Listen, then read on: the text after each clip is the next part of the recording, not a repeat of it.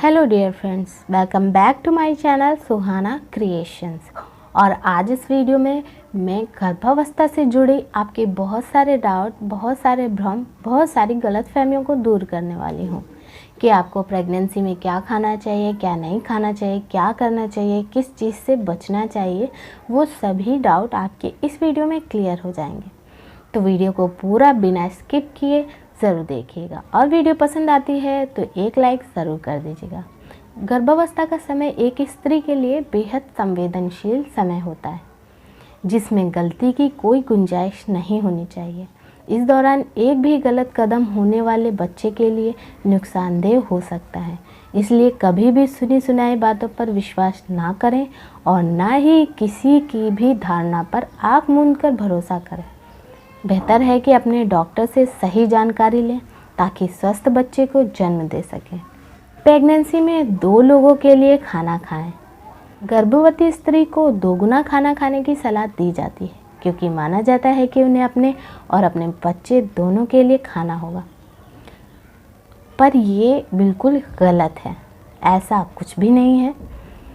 ऐसा करने से भोजन में कैलोरी की मात्रा बढ़ा देती है जो कि सेहत के लिहाज से गलत है। ऐसे समय में गर्भवती स्त्री को 300 से अतिरिक्त कैलोरी की आवश्यकता होती है। सामान्य रूप से गर्भवती स्त्री का वज़न 5 से 10 तक बढ़ता है, लेकिन अगर आप ओवर ईटिंग करती हैं तो वज़न 20 से 25 ग्राम तक बढ़ने की संभावना होती है, जिससे नॉर्मल डिलीवरी में मुश्किल हो जाती है। प्रेगनेंसी में बालों को कलर ना कराएं। गर्भवती स्त्री को अक्सर सलाह दी जाती है कि बालों में किसी तरह का केमिकल ना लगाएं। डॉक्टर्स के मुताबिक पहले 3 महीनों में बालों को कलर ना करें। कलर करने से स्कैल्प के रास्ते केमिकल भ्रूण तक पहुंचने की संभावना रहती है क्योंकि इस समय भ्रूण अंगों का आकार ले रहे होते हैं।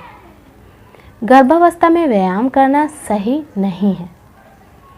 कोई भी एक्सरसाइज डॉक्टर से पूछकर और एक्सपर्ट की निगरानी में ही करें। फिट होने से आपका स्टैमिना बढ़ेगा और डिलीवरी के वक्त ज़्यादा परेशानी भी नहीं होगी। जो स्त्रियां एक्सरसाइज करना पसंद नहीं करती उन्हें प्रेगनेंसी के दौरान एक्सरसाइज करने की सलाह दी जाती है। तेज़ तेज़ चलना सबसे सेफ एक्सरसाइज है। इसके अलावा स्विमिंग, ब्रीथिंग एक्सरसाइज, मेडिटेशन और योग से भी काफ़ी आराम मिलता है। देसी घी खाने से प्रसव में आसानी होती है। घी और बटर को अच्छा ल्यूब्रिकेट माना जाता है। ये सिर्फ पेट को साफ करने का काम करते हैं। इसका ये मतलब नहीं है कि इससे प्रसव पीड़ा कम हो जाती है। हाँ, अगर ये सोचकर आप ज़्यादा घी खाने लगी हैं तो ब्लड प्रेशर और मोटापे की समस्या आपको ज़रूर घेर लेगी। इसलिए गर्भावस्था के दौरान संतुलित मात्रा में ही घी और तेल का सेवन करें। प्रेगनेंसी में अचार और आइसक्रीम की इच्छा होती है। प्रेगनेंसी के दौरान कई बार खट्टा या मीठा खाने की इच्छा होती है। इस समय स्त्रियों को एक्स्ट्रा मिनरल की ज़रूरत होती है। ऐसे में गर्भवती स्त्री को जंक फूड जैसे आइसक्रीम खाने की इच्छा होती है। मीठा खाने से सीरोटोनिन की कमी पूरी होती है, जिससे माँ अच्छा फील करती है। पपीता खाने से गर्भपात हो जाता है। कच्चे पपीते में काइमोपपिन पाया जाता है, जो गर्भावस्था के लिए ठीक नहीं माना जाता, लेकिन पका पपीता खाया जा सकता है क्योंकि ये विटामिन ए का अच्छा स्रोत है। गर्भावस्था में करवट के बल ना सोएं। गर्भवती स्त्रियों को सीधे या बाएं करवट लेकर सोना चाहिए। इससे खून और पोषण तत्वों का प्रवाह ज़्यादा होता है। साथ ही इस ओर करवट लेने से एड़ियों और पाँव की सूजन भी कम होने लगती है। गर्भ के आकार से बच्चे का जेंडर पता चलता है। गर्भ के आकार से बच्चे के लिंग का कोई संबंध नहीं होता। स्टमक का शेप, स्त्री के मिनरल्स, पेट के आकार, स्ट्रक्चर, भ्रूण की अवस्था और एब्डोमेन के चारों ओर जमा होने वाले फैट पर तय होता है। कुछ खाद्य पदार्थों से बच्चा गोरे रंग का होता है। गर्भवती स्त्री को खाने में सफ़ेद रंग से बनी चीज़ें खाने की सलाह दी जाती है। ऐसे में दूध या दूध से बनी चीज़ों का सेवन कराया जाता है, जिससे स्त्रियां और किसी चीज़ का सेवन नहीं कर पाती और एनीमिया की शिकार हो जाती हैं। खाद्य पदार्थों के रंग से बच्चे के रंग का कोई संबंध नहीं होता। इस बच्चे का रंग बस आनुवंशिकता से ही तय होता है। मोबाइल, माइक्रोवेव और कंप्यूटर से बच्चे पर बुरा असर पड़ता है। वैज्ञानिक तौर पर कंप्यूटर पूरी तरह से सेफ है। माइक्रोवेव का इस्तेमाल करते वक्त ध्यान रखें कि इसकी हीट आपके पेट पर ना आए। इससे दूरी बनाकर आराम से काम किया जा सकता है। मोबाइल पर बात करने से भी बच्चे पर कोई बुरा प्रभाव नहीं पड़ता। प्रेगनेंसी के दौरान कार की सीट बेल्ट लगाना और प्लेन में सफ़र करना सही नहीं होता। कुछ हद तक ये बात सही मानी जा सकती है अगर आपकी प्रेगनेंसी की ड्यू डेट नज़दीक ना आई हो, तो ऐसे में सफ़र करना सेफ नहीं रहता। अगर डेट 6 हफ्ते से ज़्यादा आगे की है तभी फ़्लाइट लेनी चाहिए। एयरपोर्ट की सिक्योरिटी चेकिंग से भी बच्चे को कोई नुकसान नहीं होता। अगर सफ़र लंबा हो तो पैर फैलाकर बैठें। कार की सीट बेल्ट के लिए भी कहा जाता है कि इससे पेट पर बांधने से गर्भ पर प्रेशर पड़ता है। इसके लिए बेल्ट को सीने की ओर लाकर साइड से कर लें। प्रेगनेंसी में भारी भरकम वज़न नहीं उठाना चाहिए। हाँ, ये सच है कि भारी या वज़नदार चीज़ों को नहीं उठाना चाहिए। इससे पीठ दर्द या स्पाइनल इंजरी होने की आशंका रहती है। ज़मीन से कुछ उठाने के लिए अपने घुटनों को एक साथ मोड़ें और वज़न को शरीर के करीब रखें। कमर ना झुकाएं, इससे आपकी पीठ पर वज़न नहीं पड़ेगा। एक हाथ से वज़न उठाने के बजाय दोनों हाथों से उठाएं। धीमी धड़कन हो तो लड़का और तेज़ धड़कन हो तो लड़की। आजकल अल्ट्रासाउंड के दौरान कुछ लोग भ्रूण की हार्ट रेट को लेकर प्रयास लगाते हैं कि धीमी धड़कन होने पर लड़का होने का दावा होता है और तेज़ धड़कन होने पर लड़की, जबकि ऐसी कोई भी स्टडी नहीं की गई है कि हार्ट रेट के ज़रिए बच्चे के लिंग का पता लगाया जा सके। गोल पेट हो तो लड़का, चेहरे पर एक्ने हो तो लड़की होती है। बॉडी के आकार को लेकर कोई भी प्रयास लगाना गलत है। चेहरे पर एक्ने या दाने निकल आने का मतलब लिंग से नहीं है। हो सकता है ज़्यादा दवाइयों की गर्मी से ऐसा हो रहा हो। बच्चे का मूवमेंट नहीं हो रहा तो बच्चे का विकास भी नहीं हो रहा।